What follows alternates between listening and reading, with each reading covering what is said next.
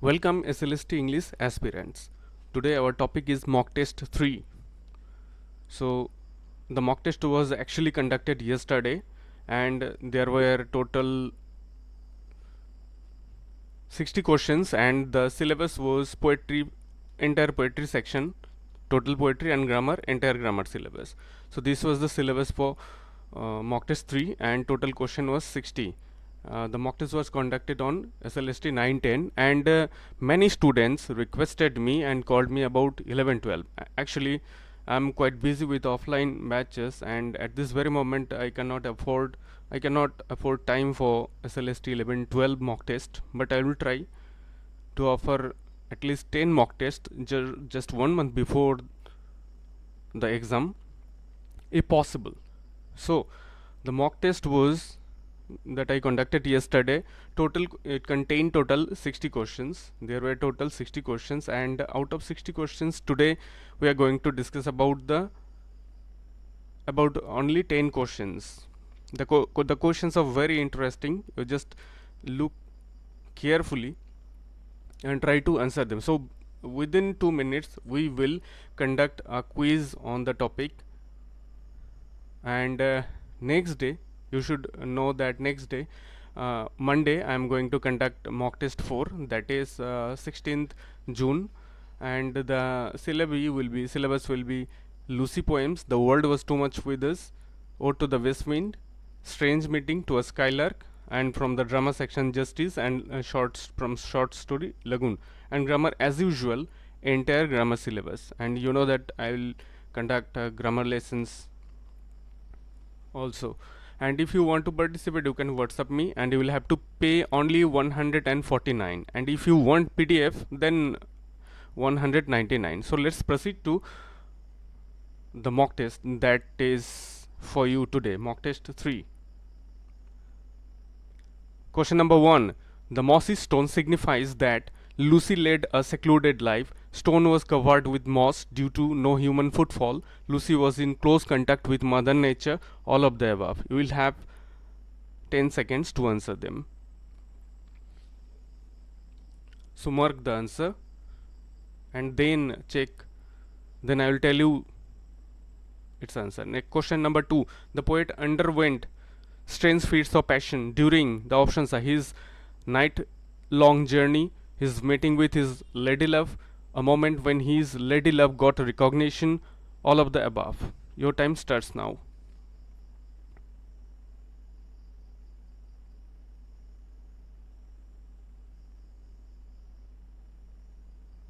Question number 3. Fair as a star. Here the figure of speech used is, the options are metaphor, personification, simile, synecdoche.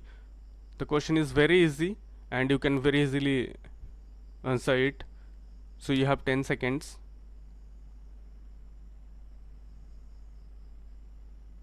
Question number 4. She shall be mine and I will make a lady of my own. Here the speaker is, the options are the poet himself, Lucy, nature is not clear. Your time starts now.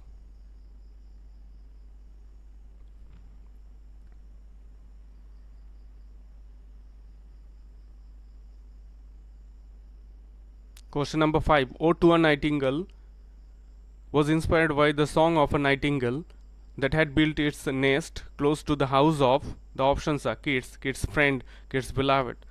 None of the above. Your time starts now. Try to mark your response, then check the right answer.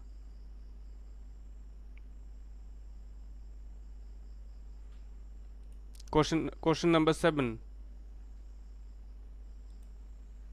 Question number 6. Which of the following statements are incorrect about duckling thrush? The options are here. Your time starts now.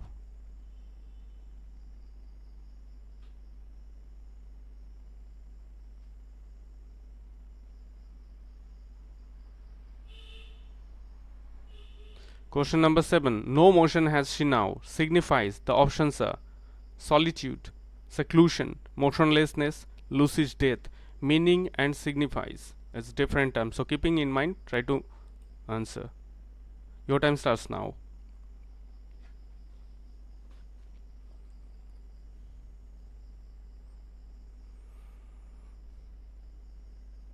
Question number 8.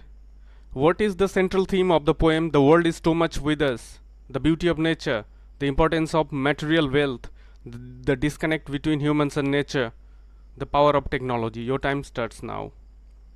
I hope you can very easily answer the questions, and after 2 minutes of the video you will get the full answer with description, with detailed analysis.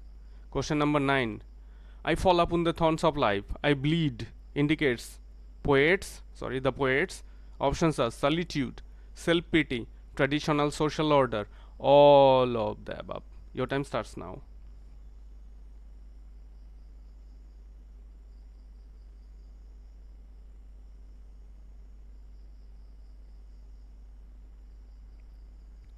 Question number 10.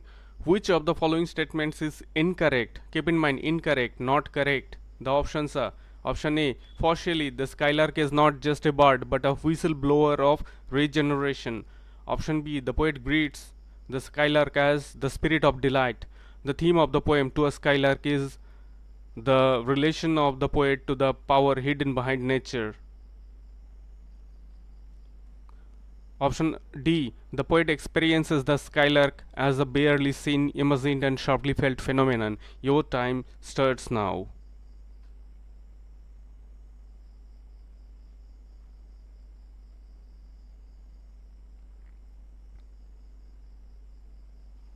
I hope you have successfully marked all the questions within the stipulated period of time. Now check the answers.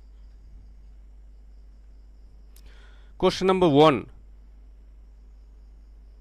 I hope you have marked the answer. Here the right answer is option A is right answer. Option A is right answer. Mossy stone signifies. I did not ask mossy stone, meaning of mossy stone. So if it's I asked for the meaning. Meaning is apparent thing, but significance is in depth or internal thing. That is the internal meaning. Signifies denotes internal meaning, but meaning is literal meaning generally. So mossy stone is here is an option. Sometime it seems that is the right answer. Stone covered with moss due to no human footfall. Yes, it generally happens when there is limited human footfalls. The stone is generally gets covered with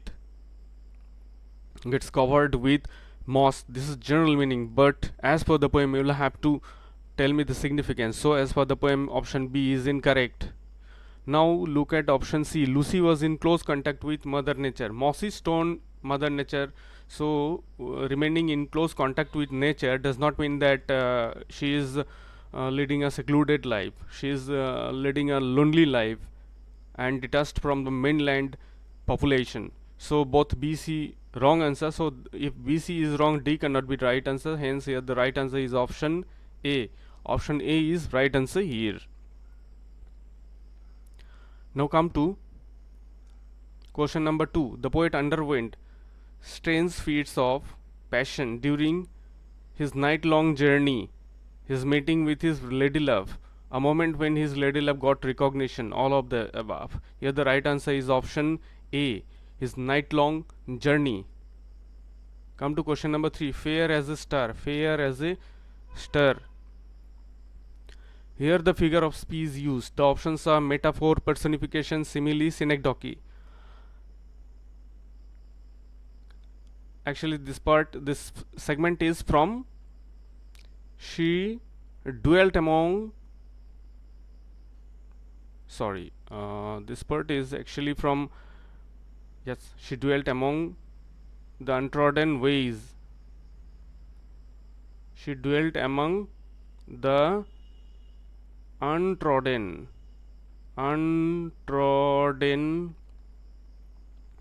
ways.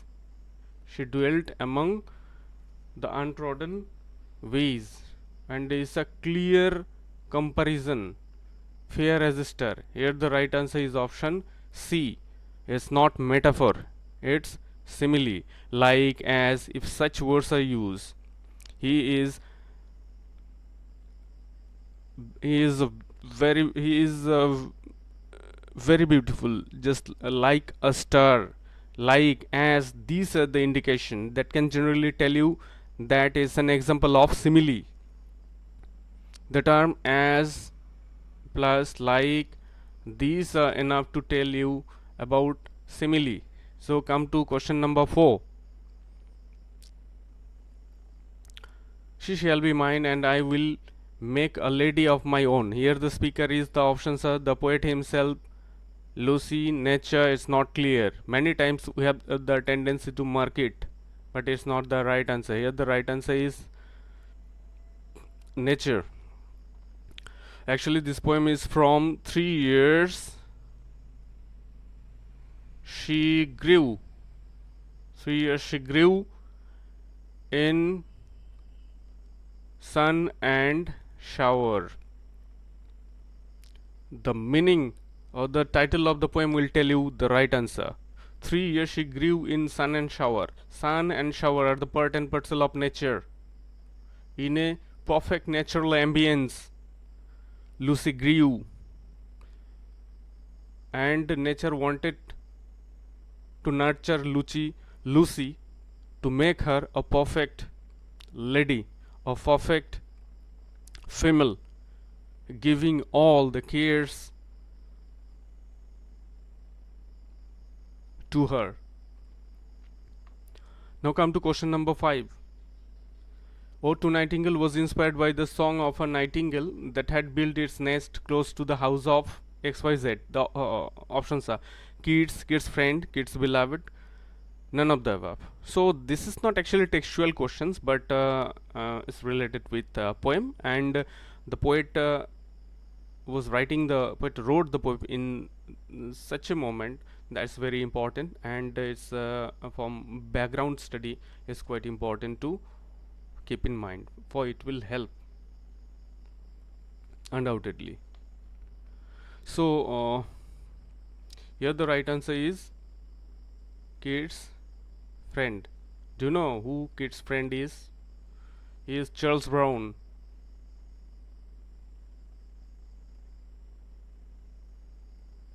He was not only a friend but housemate.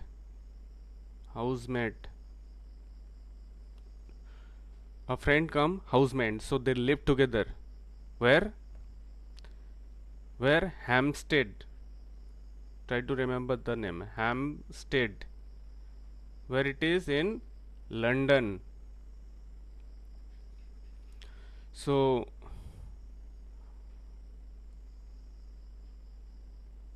Charles Brown, Keats' friend, he recollects what? That Keats wrote the poem in 1819, Ode to the Nightingale, sometime in the season during the spring, when Keats was sitting in his garden, and he might be under a plum tree where he listened the song of the nightingale, and the magnificent song of the nightingale fascinated him, and such a super poetic creation came into being. So let's proceed to the next question, that is question number 6. Which of the following statement are incorrect? While doing Hari, we just forget to note incorrect about the darkling thrush. So look at here, the first two stanzas present a picture of desolation. Yes, the picture of desolation, yes, undoubtedly is each and everyone knows that. The option B, the last two stanzas sound a note of robust optimism. Yes, a change in tone is quite conspicuous. So both the right answer. If both the right answer, so both cannot be incorrect. So none of them are incorrect. Here the right answer is option D, not both. If it was correct about duckling thrush, then both would be the answer. Okay. Question number 7. No motion has she now. Here also signifies not means. If it means, so motionless could have been the answer, but here we'll have to understand the significance. No motion has she now. She has become motionless. It's not solitude. Solitude is loneliness. It's not the answer. It doesn't have any connection with motion. Seclusion, solitude, seclusion are almost similar words. So if the three options are incorrect, so Lucy's death is quite relevant here, and it's the right answer. Actually, is the right answer. Option D, Lucy's death, is right answer here. Now come to question number 8. 8 of the 60 questions. What is the central theme of the poem? The world is too much with us. So this type of questions are very easy to mark. The options are the beauty of nature, the importance of material wealth, the disconnect between humans and nature. The humans are nature. The humans are going aloof, locating themselves aloof from the lap of nature. This is the main theme of the poem. The world is too much with us. Hence here the right answer is option C. Instead of remaining in close contact with mother nature, because mother nature fed us, gave us shelter, and gave us everything required to sustain, and in exchange for it, what we are doing, we are making disconnection, we are creating distance with mother nature. So that is the main theme of the poem. So now proceed to question number 9. I fall upon the thorns of life, I bleed, indicates poets. The options already I told you, and now you are watching. This segment is taken from Ode to the West Wind. Ode to the West Wind. So and fourth stanza. Ode to the West Wind, fourth stanza. Here the right answer is undoubtedly self-pity. Solitude is loneliness, but here something getting injured or bleeding, such type of words are here. This literally indicating that it cannot be solitude. So look for better options. Traditional social order, no reference is there in the poem about traditional social order that can be the cause of bleeding, emotional bleeding, all of the above. If one of them gets out of our view, then this cannot be the answer. So here the answer is option B. In this poem, Shelley says that he is quite tired tired or weary. Weary of what? Troublesome day-to-day life. Troublesome and troublesome and sorrowful. Troublesome and sorrowful life. You know that the modern life is characterized with the troubles, sorrows, din and bustles, rat race, unnecessary competitions, etc. And throughout the poem, we get clear indication of what? Clear indication of spiritual emotional decay, and the poem reflects that the poet is inflicted upon by the bitter experiences of life. Bitter experiences of life. So bitter experiences is overburdening him, is creating a burden, is pushing a burden on him, that is bleeding him emotionally. This is not physical bleeding. So here the right answer is self-pity. Now come to question number 10, and it's as the last question for today. Look at the option. It's a very lengthy question, especially the options. Option A, for Shelley, the skylark is not just a bird, okay, undoubtedly, but a whistleblower of regeneration. Have you noted what it says? So let's check the next option. The poet greets the skylark as the spirit of delight. Undoubtedly, this is correct answer. The theme of the poem to Skylark is the relation of the poet to the power hidden behind nature. Yes, the poet experiences the skylark as a barely seen, imagined, and sharply felt phenomenon. Undoubtedly, it's clear throughout the poem. Now come to option number A. This is incorrect, not correct. Here you have been asked to answer which one is incorrect. So now I'll have to show the reason why this option is incorrect. The first part seems correct, but as and when we continues or goes ahead through the sentence, it says, but a whistleblower of regeneration. No, in the poem it has never been stated that the skylark works as the whistleblower of regeneration. Rather, it's a symbolic of ecstasy, ecstasy, ecstasy, joy, mirth and merriment, mirth and merriment, mirth and merriment. So here the right answer is option A. Option A is right answer. From which point of view? Which one is incorrect? Not is the it's a correct statement. The statement is incorrect. All the three are correct statement, but here the incorrect is option A. So this was today's presentation. I hope this will help you to explore more fully the world of SLST English preparation, and you will do the best possible, and you will continue and constantly concentrate in your study for the betterment of your chance of getting selected for the post of assistant teacher. So thank you very much from my part, and best wishes for your preparation. So thank you again for watching the video.